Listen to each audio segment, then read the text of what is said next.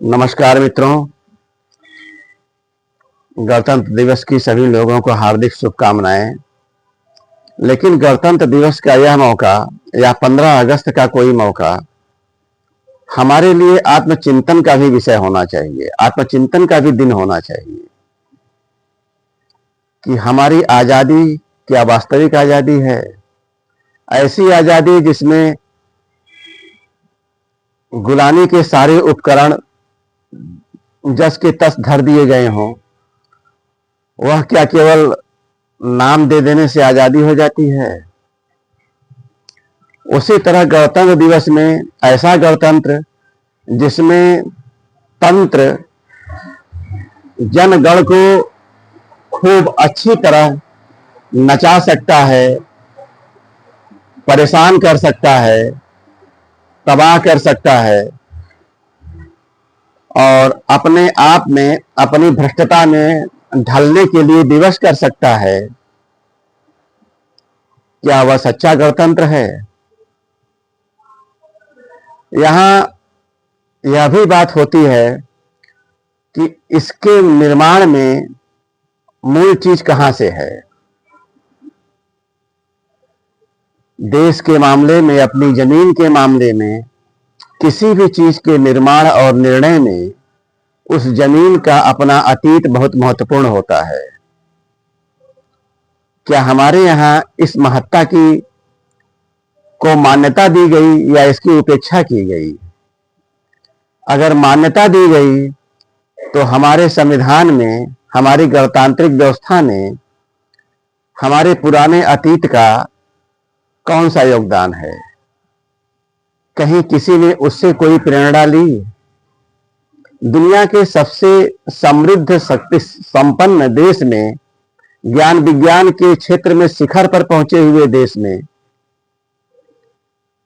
जिसमें बड़े बड़े महान राजा भी हुए, राजनीति, समाज नीति, धर्म नीति की अनेक बातें हुई, बड़े बड़े महत्वपूर्ण ग्रंथ लिखे गए, उनके तरफ ताकने की फुर्सत किसी को नहीं थी। बहुत महान लोगों ने संविधान का निर्माण किया, लेकिन क्या किया? यह कहने का मतलब नहीं है कि हमारा अतीत जो था उसको चुपचाप उठा करके भारतीय संविधान के नाम पर रख दिया जाता। लेकिन जब भारत का संविधान बन रहा है तो जो भारत था हजारों साल से, उसको एकदम किनारे करना भी तो उचित नहीं है। युग बदलता है, जमाना बदलता है, परिवर्तन एक नियम की तरह चलता है, तो उसमें बहुत पुरानी चीजों को जस का तस मान लेना निहायत बेवकूफी होगी, यह सच है।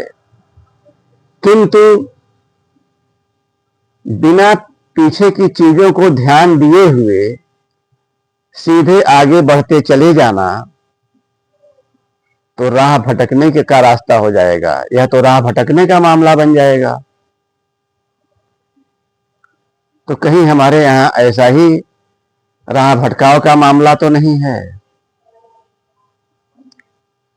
और प्रेरणा हमारी कहां से आई? हमारे विदेशी शासकों द्वारा प्रस्तुत किए गए 1935 के इंडिया एक्ट से। यह एक कटु सत्य है कि हमारे संविधान का मूल आधार 1935 का इंडिया एक्ट है।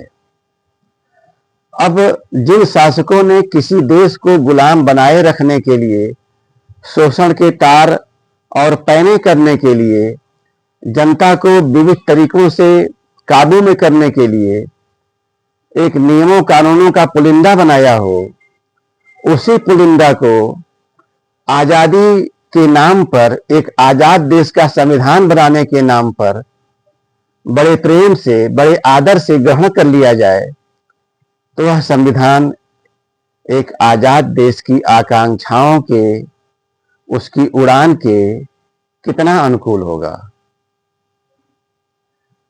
तो आज हमारे संविधान की यह एक गहरी विडंबना है। तो आइए आज गणतंत्र दिवस के शुभ अवसर पर हम अपने वर्तमान की जो विसंगतियां हैं उसके बारे में सोचें और उसको दूर करने का यथासंभव प्रयास करें। जय हिंद, जय भारत।